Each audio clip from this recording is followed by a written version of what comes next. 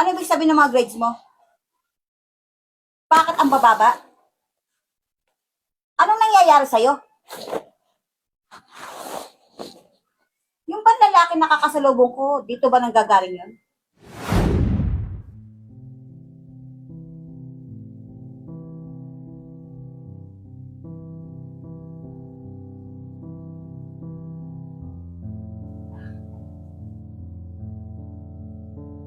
Oh, pag-ibig mo ang pag-aaral mo, ha? Dapat consistent ang grades mo. Mag-focus ka sa pag-aaral.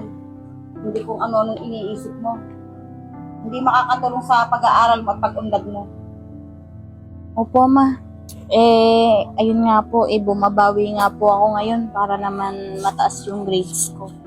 Promise po, pagigihin ko po yung pag-aaral. Siya, sige. Pag-ibig mo yan. Maya-maya mag-gaya ka na at baka malate ka pa.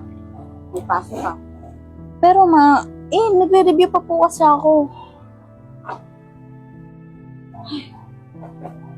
Dalihan mo na dyan. Sumabay ka na sa akin. Hindi marami ka pang dada. Papalusot ka pa eh.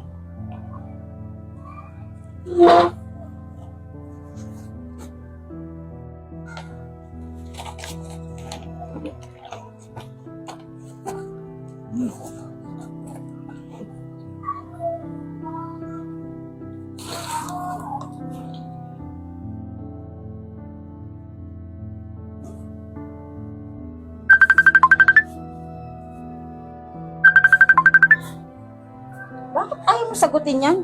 Kanina pa tumatawag yan ah. Sino ba yan? Ma, baka wrong number lang.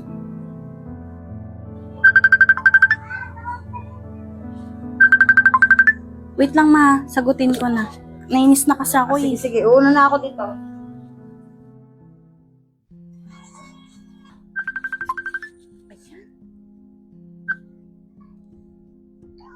Hello, ano ba? Kanina pa ako tawag ng tawag Nasaan ka na? Ano kasi, sorry. Si mama kasi kasama ko. Tsaka pasensya ka na, hindi ako nakatawag sa'yo kanina kasi nagre-review ako gawa ng exam ko. Basta pupuntahan kita dyan. Huwag ka nang sumama sa mama mo. Oo na, sige na, babay na. Baka mamaya magtakasakan si mama eh.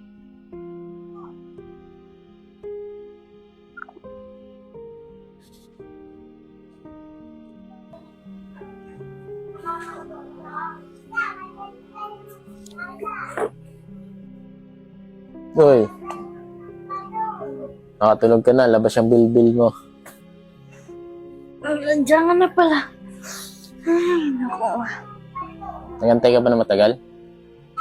Alam mo, miss na kita. Tagal na kasi natin hindi nagkita. Ba't kasi ayaw mo pa sabihin sa mama mo na may boyfriend ka na? Hindi naman kita paubayan sa pag-aaral mo. Saka hindi ko mamahayaan na bumagsak ka. Alam mo naman, expected ni mama yung wala akong boyfriend. Kaya kailangan ko pang i-grind yung mga grades ko.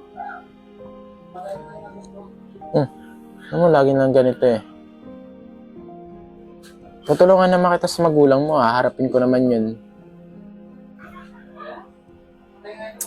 JM, kahit ba ngayon lang, maliwanagan naman yung pagkakaintindi mo? Alam mo, lagi na lang ganito. Kung alam ko lang na mangyayari to, dapat hindi na lang ako pumunta dito eh.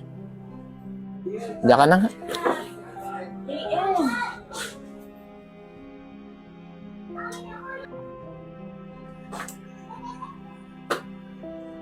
Ayla.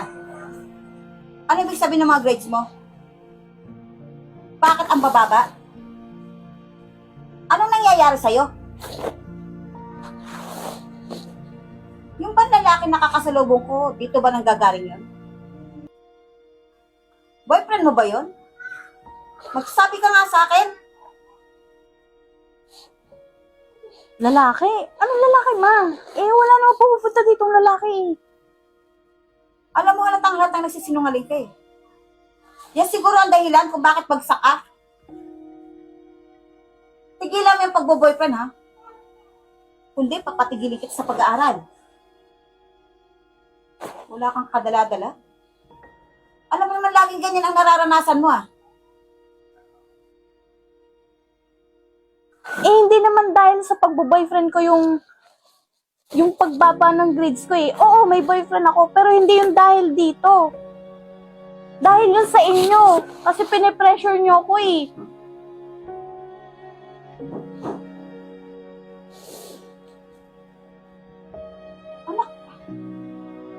Ganun ba?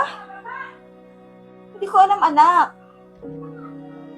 Layla, hindi ko alam na nape-pressure ka na sa akin. Eh, bakit hindi ka nagsasabi?